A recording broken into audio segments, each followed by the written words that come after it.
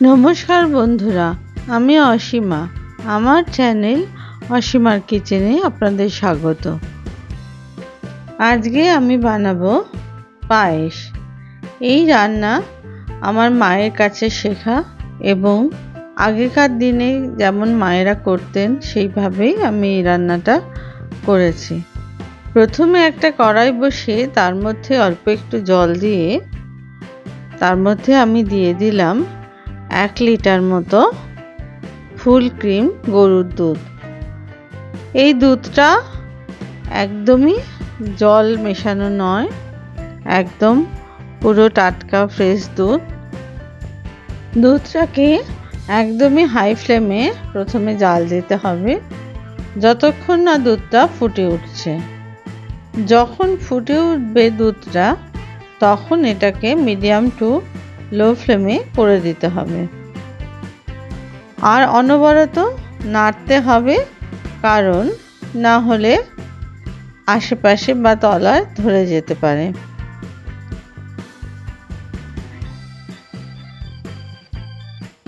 এদিকে আমি পায়েসের জন্য 1 মুঠো গোবিন্দভোগ চাল, এখানে 50 গ্রাম মতো চাল আছে আর 50 গ্রাম মতো বাতাসা আছে।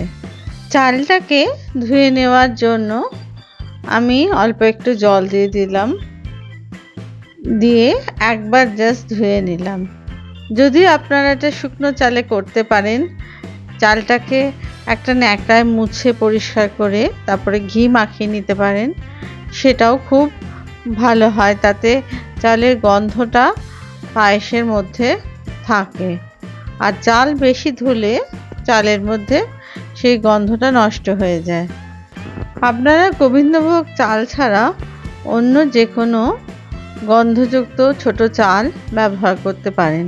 এবার ঘিটাকে ভালো করে মাখিয়ে এই চালটাকে আমি 10 থেকে 15 মিনিট রেখে দিলাম। অন্যদিকে কয়েকটা 5-6টা এলাচ নিয়ে সেটাকে একটু হামানদিস্তায় পিষে নিলাম। এটা পিষে নিতে হবে, আর যদি আপনারা পিষে না নেন তাহলে হাতে করে অবশ্যই ফাটিয়ে দেবেন। অন্যদিকে আমি 150 গ্রাম গুঁড়ো দুধ নিয়েছি পায়েসে দেবার জন্য।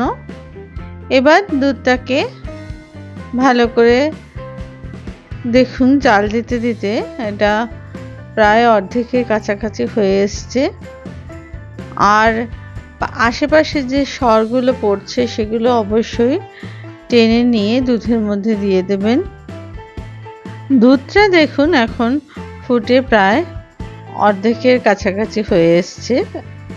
এবার আরও মিনিট 4-5 নাড়াচাড়া করার পরে এর মধ্যে আমি দিয়ে দিলাম ঘি মাখানো চালটুকু। যেহেতু চালের মধ্যে ঘি মাখানো ছিল, অতএব চালগুলো একটার সাথে একটা দলা পাকিয়ে যাওয়ার সম্ভাবনা থাকবে না। এবার গ্যাসের ফ্লেমটা লো থেকে মিডিয়াম করে আবার নাড়তে থাকলাম যতক্ষণ না চালটা সেদ্ধ হয়। এই রকমভাবে পায়েস রান্না করলে পায়েস একদমই সাদা ধবধবে দেখতে হয় এবং খেতেও অপূর্ব হয়। প্রত্যেক সময়ই পাশের যে সরগুলো পড়ছে সেগুলো তুলে দুধের মধ্যে দিয়ে দিতে হবে। এবার চালটা সেদ্ধ হওয়া পর্যন্ত আমাদের অপেক্ষা করতে হবে। এবার এর মধ্যে আমি দিয়ে দিলাম ফাটিয়ে রাখা এলাচের টুকরোগুলো। এই এলাচ দানা দিলে এই পায়েসের মধ্যে একটা খুব সুন্দর গন্ধ বেরোয়।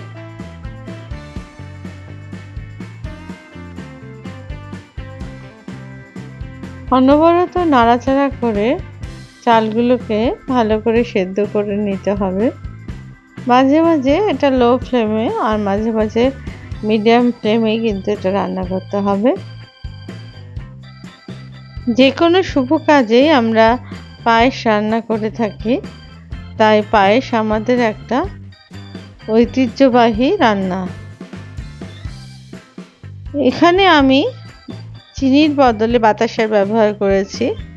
বাতাসা দিলে এই পায়েস খুব আঠালো ভাব হয় এবং খেতেও খুব সুন্দর হয়, আর রঙটাও তাতে সাদা থাকে। পায়েসের থেকে একটা চাল টিপে আমি দেখলাম যে সেদ্ধ হয়েছে কিনা। এভাবে আপনারাও দেখে নিতে পারেন যে সেদ্ধ হয়েছে কিনা। তবে চালটা যেন একটু শক্তই থাকে, পুরোপুরি সেদ্ধ না হয়, তাহলে ঘেটে যাওয়ার সম্ভাবনা থাকবে। চালটা যখন হাফ সেদ্ধর বেশি হয়ে গেছে তখন এর মধ্যে দিয়ে দিতে হবে বাতাসাগুলো। বাতাসাগুলো দিয়ে ভালো করে নাড়াচাড়া করে এটা মিশিয়ে দিতে হবে এবং এর মধ্যে এবার আমি দিয়ে দিলাম দুধ দিয়ে গুলে রাখা গুঁড়ো দুধের মিশ্রণটা। এবার সমস্ত উপকরণগুলো ভালো করে নাড়াচাড়া করে মিশিয়ে দিলাম পায়েসের মধ্যে। আপনারা চাইলে বাতাসার পরিমাণ কমিয়ে বা বাড়িয়ে দিতেই পারেন। মিষ্টির পরিমাণটা আপনারা আপনাদের পছন্দ অনুযায়ী অবশ্যই করতে পারেন। দেখুন পায়েসের থিকনেসটা এরকমই হবে। এর থেকে যেন ঘন না হয়, তাহলে গ্যাস বন্ধ করে দিলে বা পায়েস ঠান্ডা হলে সেটা একদম শক্ত হয়ে যাবে। এই অবস্থাতেই আমরা আরও মিনিট 2-3 নাড়াচাড়া করার পরে গ্যাসটাকে অফ করে দিলাম। অন্যদিকে একটা কড়াইতে 1 চামচ ঘি দিয়ে তার মধ্যে দিয়ে দিলাম কিছু ড্রাই ফ্রুটস। আমি এখানে কাজু আর কিশমিশ নিয়েছি। আপনারা চাইলে অন্য যে কোনো বাদাম ব্যবহার করতে পারেন। সেটাকে ভালো করে ভেজে নিয়ে এই আমার তৈরি হয়ে যাওয়া পায়েসের মধ্যে সেটাকে এবার ঢেলে দিলাম। ঢেলে দিয়ে সমস্ত কাজু কিশমিশ মিশিয়ে নিলাম পায়েসের মধ্যে।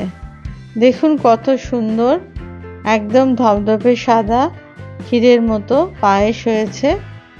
এবার এটা আমি পরিবেশন করলাম একটা বাটিতে।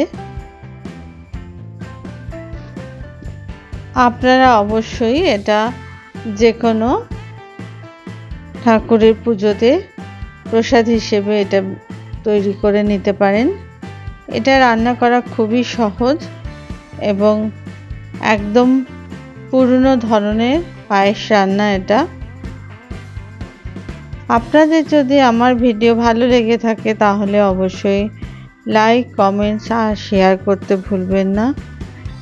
আর যদি আপনারা আমার চ্যানেলের নতুন সদস্য হন তাহলে অবশ্যই চ্যানেলটিকে সাবস্ক্রাইব করতে ভুলবেন না, আর পাশে থাকা বেল আইকনটিকেও প্রেস করে দেবেন যাতে নতুন ভিডিও আমি দিলেই সেটা আপনাদের কাছে সহজে পৌঁছে যায়। পায়েসের উপরে আমি কিছু কিশমিশ ছড়িয়ে দিলাম ডেকোরেশনের জন্য। আপনারা অন্য যে কোনো ড্রাই ফ্রুটসই দিতে পারেন। পুজোর প্রসাদ হিসেবে নিবেদন করার জন্য আমি তুলসী পাতা দিয়ে পরিবেশন করলাম। আপনারা সবাই ভালো থাকবেন। ধন্যবাদ।